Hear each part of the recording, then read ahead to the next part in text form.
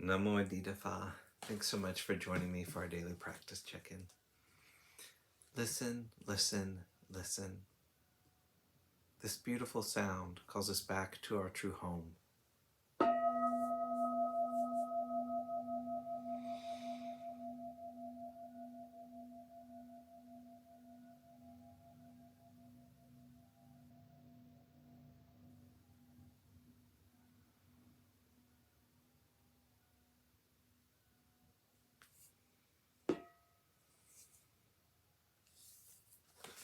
The third mindfulness training.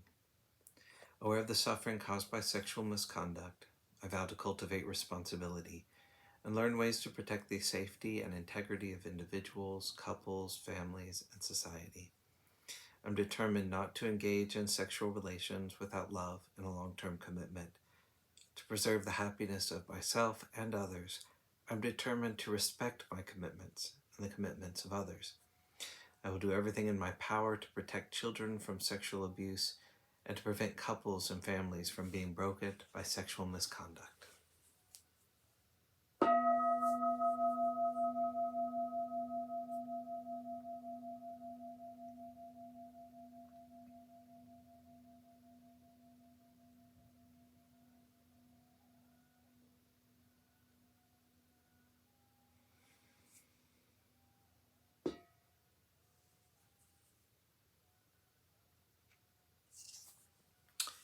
For our Dharma lesson, we're reading Ajahn Munindo's book, Unexpected Freedom, and today we're continuing in Chapter 1 on a section called The Heart and the Activity of the Heart. On the occasion of the first interview my companion and I had with Ajahn Tate, he was keen to hear about our practice.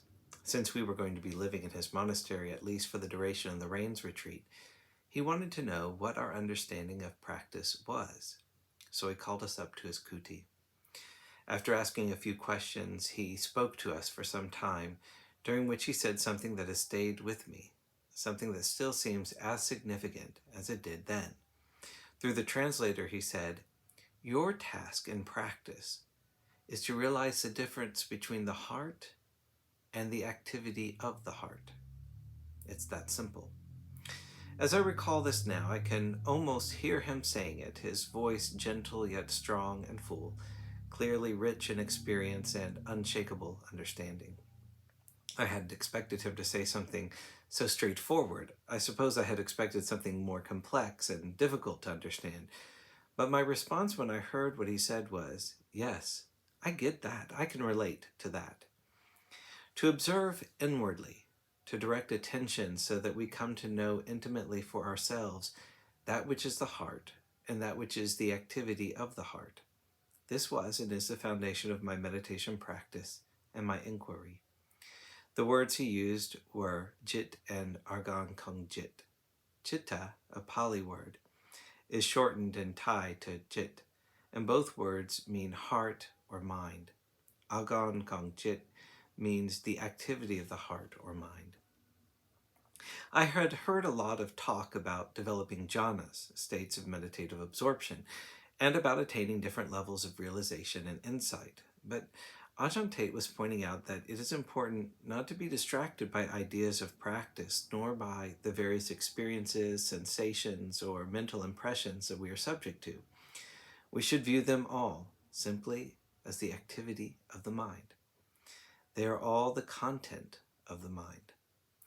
If the heart or mind, the chitta, is like an ocean, then the activities of the heart or mind are like the waves on that ocean. Our practice should consist in seeing these waves as waves, passing on the surface of the ocean. Most of us are usually caught up in the activity. I still get caught up in the waves, in the movements of mind, and I forget. I lose perspective. Practice means remembering perspective and cultivating an awareness that distinguishes the knowing itself from that which is known. We can know the sensations in the body. We can know feelings, energetic movements, mental formations, ideas, impressions, concepts, memories, and fantasies. All these need to be known as activity. If we don't know them as activity, what happens? We become the activity and get caught up in that activity. There's a poignant saying in Japanese Buddhism: laugh, but don't get lost in laughter. Cry, but don't get lost in crying. We could also say, think, but don't get lost in thinking. Enjoy, but don't get lost in enjoyment. Sometimes people come across Buddhist teachings or Buddhist meditation and they get the idea that peacefulness means getting rid of all the content of the mind, making the mind empty. In meditation, it sometimes appears that the mind is very open and spacious and that there's very little happening. However, this does not mean that we've made it, that we're enlightened.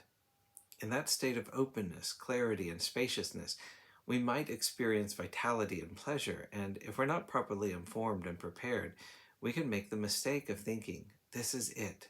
This good feeling is the point of it all. Ajahn Tate was saying that even this good feeling is just the activity of the heart. The point of practice is to know this activity in relation to that in which the activity is taking place. What is it in which this activity is taking place? What is it that knows? We should cultivate an awareness that knows the knowing as well as that which is known.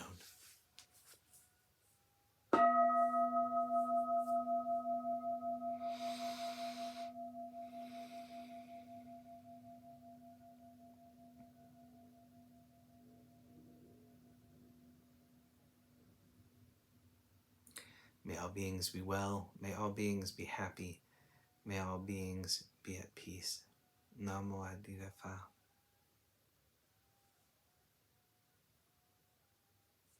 Thanks so much for joining me today.